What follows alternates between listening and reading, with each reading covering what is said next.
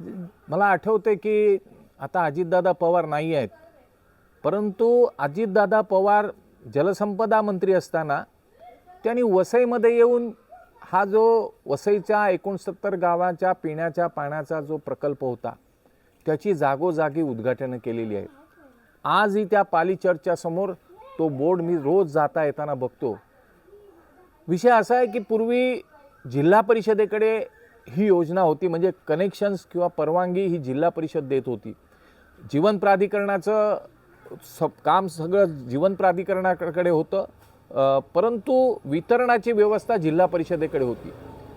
आमचे आमदार हितेंद्र ठाकूर ज्यावेळेला निवडून आले त्यावेळेला त्यांनी ती तात्कालीन नगर परिषदांच्याकडे हस्तांतरित करून घेतली आणि तिथूनच पाण्याचा राजकीय खेळ सुरू झाला। म्हणजे हितेंद्र ठाकूरांना गावातून प्रतिसाद नाही म्हणून गावांच्या पाणी प्रश्नावर त्यांनी कधीच साकल्याने विचार केला नाही, सकारात्मक विचार केला नाही।